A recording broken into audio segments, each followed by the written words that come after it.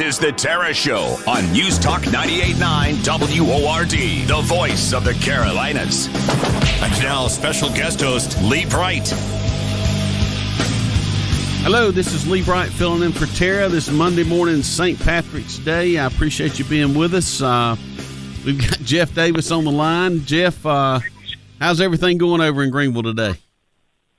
Good morning, Senator. Everything is fantastic, and I tell you, I'm impressed that Tara is the type of person that takes off on St. Patrick's Day. That's my kind of a person. Well, I wore green this morning, and so I was ready.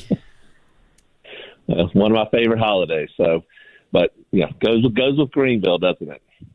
Well, tell me what's going on with this. I'm seeing. I keep seeing the same thing on some of these establishment folks over in Spartanburg's Facebook page about some former Democrat in Greenville trying to make the primaries be done at convention. Can you tell me what that's about? Yeah, I do, and it's something that's been talked about for years, really. And one of the biggest problems we have in the state of South Carolina, as you well know, is the fact that we do not have closed primaries. We have open primaries. Anybody can come vote in the Republican primary. Republicans, if they wanted to, could go vote in the Democratic primary. But what the general problem here is in the state of South Carolina is we have a lot of Democrats that come and vote in our primaries, and they vote for the most liberal Republican that's running, and as opposed to the most conservative. And that's something we've all been battling, and I know you've been battling for years or decades now, is to get closed primaries. But what's interesting is we can't get our supermajority legislature of Republicans to actually give us closed primaries, because a lot of them, I think, get elected with the votes of Democrats. So there is currently in state law the ability for a political party to pick how we select our nominees. So we all know commonly that Republicans and Democrats go to the June primary and they vote for their nominee. But there's probably 7 or 8 official recognized parties in the state. You got the Libertarians, the Green Party, the Working Families Party, all those types of things. And they actually pick their nominees by a convention process. Now, why do they pick by convention versus why do the Republicans and Democrats pick by primary? And the reason is that's the methodology that the parties themselves have selected.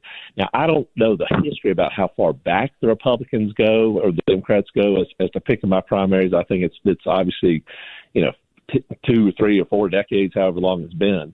But we as a party should and at least should consider moving to a convention process, and they have it in other states. Virginia, I think the Iowa caucuses, they do it out in Colorado, I believe. Several states do it this way. But a convention process would allow the parties and members of the party, so only Republicans, would pick their Republican nominees by convention process, and the Democrats and the Democrat Party would pick their nominees by a convention process.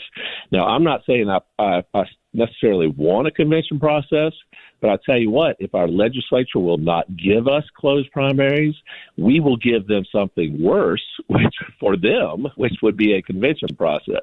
Because I think Lindsey Graham would have a very hard time going through the Republican Party itself, becoming our nominee on June 9th of 2026, as opposed to someone else, a more conservative individual going through the party. So that's what it's about. It's not about taking away people's rights to vote. Everybody's eligible to come into the Republican Party and be a part of it. But if we're disenfranchising anybody, the only people we're disenfranchising would be the Democrats from voting in the Republican primaries. Yeah, it's amazing. I remember my 2016 race against Talley. We had a lady that came in, and she was getting the vote totals, which, that's what your volunteers do. On election night, they'll go to the different precincts and get the totals that they post on the door there. And she rolled up and had an Obama sticker on her car. And, I mean, they have infiltrated our primaries, and the data shows that they've infiltrated our primaries. I mean, they're liberals that are voting in Republican primaries, and I don't know how many people that are really Republicans that believe in the Republican platform that are actually liberals. I mean, it's just it's counterintuitive to allow the people that you oppose in November to decide your nominee in June. I fully agree. I agree with you. But what's been really interesting is we've kind of proposed this idea out there. I literally just wrote a question to two other executive committee members. I'm the state executive committeeman for the county for Greenville County for the Republican Party. So I'm the individual that goes down to Columbia and deals with those folks, those rhinos, and actually I don't get to go because Drew McKissick won't allow me in those meetings because he is fearful, and I did run against him 2 years ago for state chair, and I don't think he likes competition in his meetings. But I just literally asked the question: should we consider a convention process? And they have gone ballistic. They do not want to go to a convention process. They are scared to death if we change the methodology for selecting our Republican nominees to a method which would only be selected by Republicans. A lot of the current elected officials wouldn't be our nominees. I mean, how would it change right here in Greenville County if the Greenville County Republican Party was picking our House reps and our county council members and some things like that? You wouldn't see somebody like Dan Tripp being our nominee in 2 years, or somebody like Liz Seaman. You would find other more conservative Republicans being put up, for election against the Democrats, and we would have a much more conservative party. And as you know, a lot of what we fought for and been exposing is, it's not us saying it's the people at CPAC.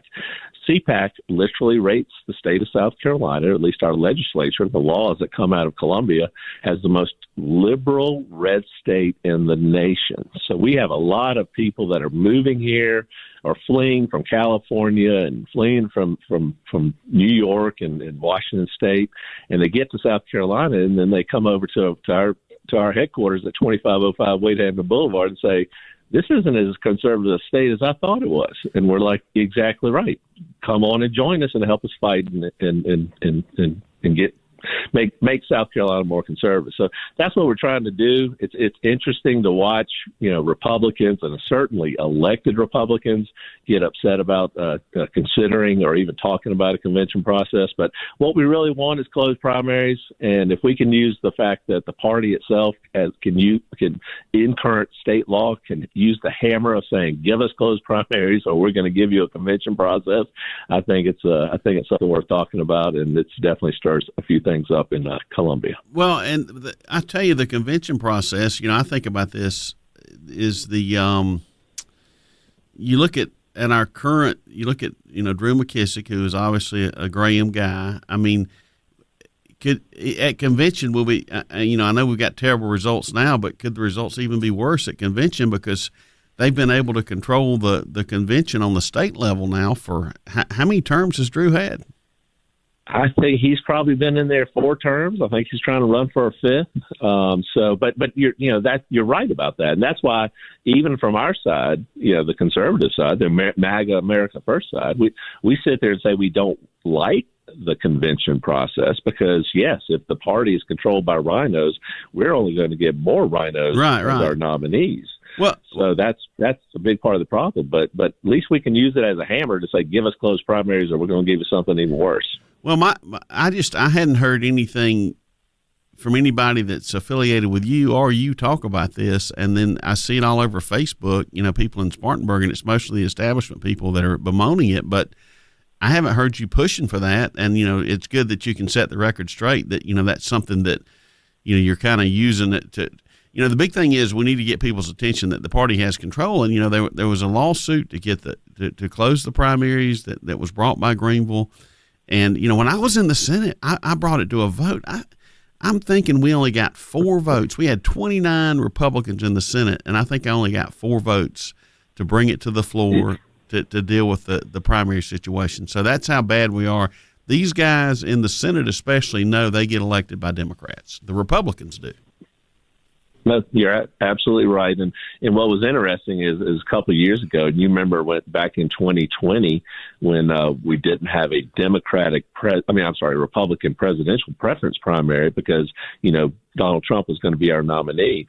So there was a lot of us that, this sounds a little crazy, but there was a lot of us that went and voted in the Democratic presidential preference primary.